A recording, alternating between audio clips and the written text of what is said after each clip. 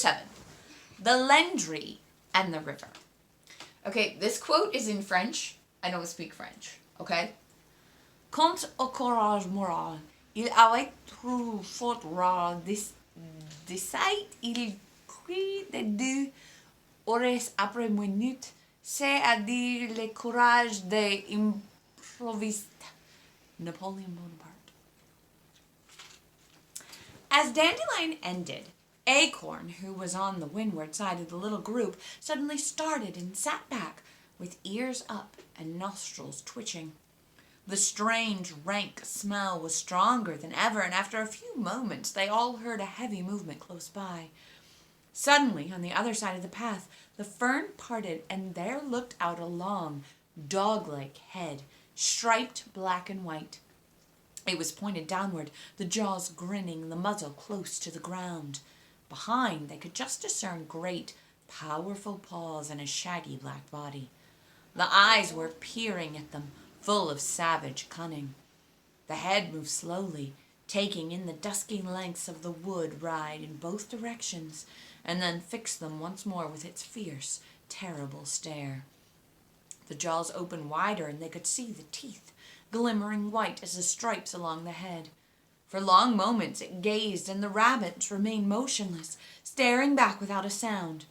Then Bigwig, who was nearest to the path, turned and slipped back among the others. "A Lendri," he muttered as he passed through them. "It may be dangerous and it may not, but I'm taking no chances with it. Let's get away." They followed him through the fern and very soon came upon another parallel path. Bigwig turned into it and broke into a run. Dandelion overtook him, and the two disappeared among the ilex trees. Hazel and the others followed as best they could, with Pipkin limping and staggering behind, his fear driving him on in spite of the pain in his paw. Wait, what happened to Pipkin? He'd hurt his paw somehow when they stopped for a rest, but we don't know how. We haven't gotten there yet. Hazel came out on the further side of the ilexes and followed the path round a bend. Then he stopped dead and sat back on his haunches. Immediately in front of him, Bigwig and Dandelion were staring out from the sheer edge of a high bank, and below the bank ran a stream. It was, in fact, the little river Enborn, 12 to 15 feet wide, and at this time of year 2 or 3 feet deep with spring rain. But to the rabbits it seemed immense, such a river as they had never imagined. The moon had almost set, and the night was now dark, but they could see the water faintly shining as it flowed, and could just make out, on the further side, a thin belt of nut trees and alders. Somewhere beyond, a plover called 3 or 4 times, and was silent. One by one, most of the others came up, stopped at the bank, and looked at the water without speaking. A chilly breeze was moving, and several of them trembled where they sat. "Well, this is a nice surprise, Hazel," said Bigwig at length. "Or were you expecting this when you took us into the wood?" Hazel realized wearily that Bigwig was probably going to be troublesome. He was certainly no coward, but he was likely to remain steady only as long as he could see his way clear and be sure of what to do. To him, perplexity was worse than danger, and when he was perplexed, he usually grew angry. The day before, Fiver's warning had troubled him, and he had spoken in anger to the Threra and left the Ausla. Then, while he was in an uncertain mood about the idea of leaving the warren, Captain Hawley had appeared in capital time to be attacked and to provide a perfect reason for their departure. Now, at the side of the river, Bigwig's assurance was leaking again, and unless he, Hazel, could restore it in some way, they were likely to be in for trouble. He thought of the Threra and his wily courtesy. "I don't know what we should have done without you just now, Bigwig," he said. "What was that animal? Would it have killed us?" "A Lendri," said Bigwig. "I've heard about them in the Ausla. They're not really dangerous. They can't catch a rabbit that runs, and nearly always you can smell them coming. They're funny things. I've heard of rabbits living almost on top of them and coming to no harm, but they're best avoided all the same. They'll dig out rabbit kittens, and they'll kill an injured rabbit if they find one. They're one of the 1,000, all right. I ought to have guessed from the smell, but it was new to me." Oh. It had Are killed. those dogs? I think it's supposed to be a badger. "It had killed before it met us," said Blackberry with a shudder. "I saw the blood on its lips. A rat, perhaps, or pheasant chicks. Lucky for us it had killed, otherwise it might have been quicker. Still, fortunately, we did the right thing. We really came out of it very well, said Bigwig. Fiver came limping down the path with Pipkin. They, too, checked and stared at the side of the river. What do you think we ought to do now, Fiver? Asked Hazel. Fiver looked down at the water and twitched his ears. We shall have to cross it, he said, but I don't think I can swim, Hazel. I'm worn out, and Pipkin's a good deal worse than I am. Cross it! Cried Bigwig. Cross it! Who's going to cross it? What do you want to cross it for? I never heard such nonsense. Like all wild animals, rabbits can swim if they have to, and some even swim when it suits them. Rabbits have been known to live on the edge of a wood and regularly swim a brook to feed in the fields beyond. But most rabbits avoid swimming, and certainly an exhausted rabbit could not swim the Enborn. I don't want to jump in there, said Speedwell. Why not just go along the bank? Asked Hawkbit. Hazel suspected that if Fiver felt they ought to cross the river, it might be dangerous not to. But how were the others to be persuaded? At this moment, as he was still wondering what to say to them, he suddenly realized that something had lightened his spirits. What could it be? A smell? A sound? Then he knew. Nearby, across the river, a lark had begun to twitter and climb. It was morning. A blackbird called one or two deep, slow notes and was followed by a wood pigeon. Soon they were in a gray twilight and could see that the stream bordered the further edge of the wood. On the other side lay open fields. Chapter 8. The Crossing. The centurion commanded that which they could swim should cast themselves first into the sea and get to land, and the rest, some on boards and some on broken pieces of the ship, and so it came to pass that they escaped all safe to land. The Acts of the Apostles, chapter 27. The top of the sandy bank was a good 6 feet above the water. From where they sat, the rabbits could look straight ahead upstream and downstream to their left. Evidently, there were nesting holes in the sheer face below them. Wait, for was the last chapter chapter 8? No, it was chapter 7. You just said chapter 27. Yes, chapter 27 was where the quote was from. For as the light grew, they could see 3 or 4 martins dart out over the stream and away into the fields beyond. In a short time, one returned with his beak full, and they could hear the nestling squeaking as he flew out of sight beneath their feet. The bank did not extend far in either direction. Upstream, it sloped down to a grassy path between the trees and the water. This followed the line of the river, which ran straight from almost as far as they could see, flowing smoothly without fords, gravel shallows, or plank bridges. Immediately below them lay a wide pool, and here the water was almost still. Away to their left, the bank sloped down again into clumps of alder, among which the stream could be heard chattering over gravel. There was a glimpse of barbed wire stretched across the water, and they guessed that this must surround a cattle wade, like the one in the little brook near the home warren. Hazel looked at the path upstream. There's grass down there, he said. Let's go and feed. They scrambled down the bank and set to nibbling beside the water. Between them and the stream itself stood half-grown clumps of purple loosestrife and fleabane, which would not flower for nearly 2 months yet. The only blooms were a few early meadowsweet and a patch of pink butterbur. Looking back at the face of the bank, they could see that it was in fact dotted thickly with martins' holes. There was a narrow foreshore at the foot of the little cliff, and this was littered with the rubbish of the colony, sticks, droppings, feathers, a broken egg, and a dead nestling or 2. The martins were now coming and going in numbers over the water. Hazel moved close to Fiver and quietly edged him away from the others, feeding as he went. When they were a little way off and half concealed by a patch of reeds, he said, Are you sure we've got to cross the river, Fiver? What about going along the bank one way or the other? No, we need to cross the river, Hazel, so we can get into those fields, and on beyond them, too. I know what we ought to be looking for, a high, lonely place with dry soil, where rabbits can see and hear all round and men hardly ever come. Wouldn't that be worth a journey? Yes, of course it would, but is there such a place? Not near a river, I needn't tell you that. But if you cross a river and you start going up again, don't you? We ought to be on the top and in the open. But Fiver, I think they may refuse to go much further, And then again, you say all this, and yet you say you're too tired to swim? I can rest, Hazel, but Pipkin's in a pretty bad way.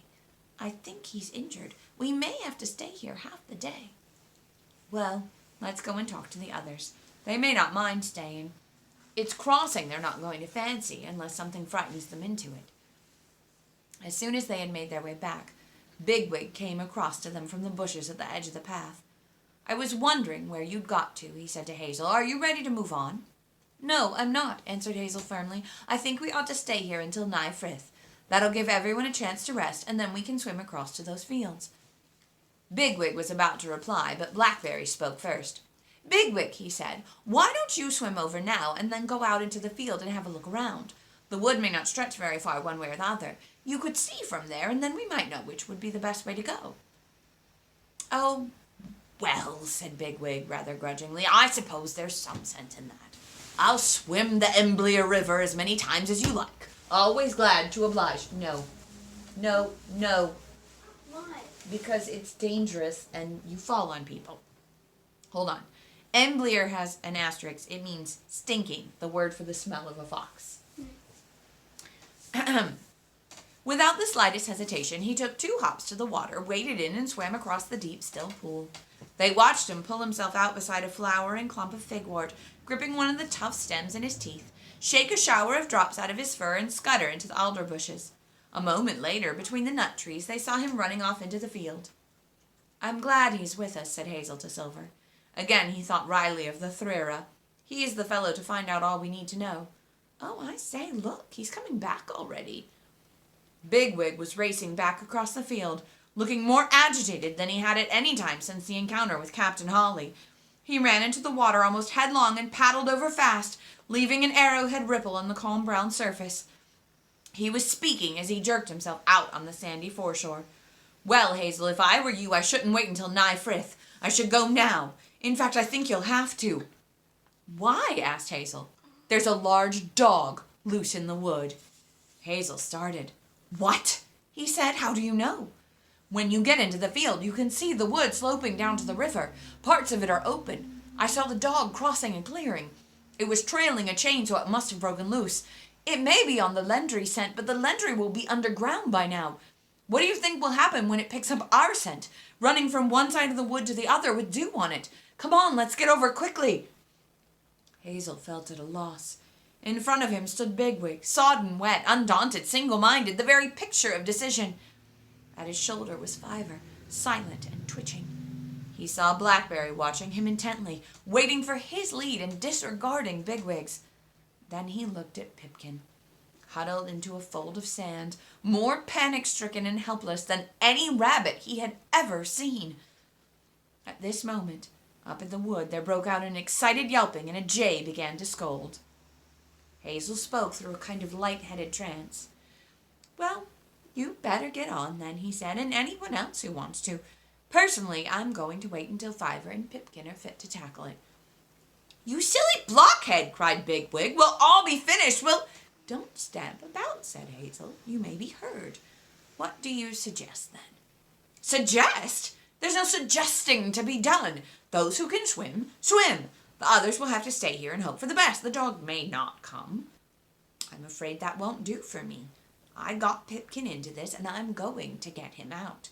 Well, you didn't get Fiver into it, did you? He got you into it.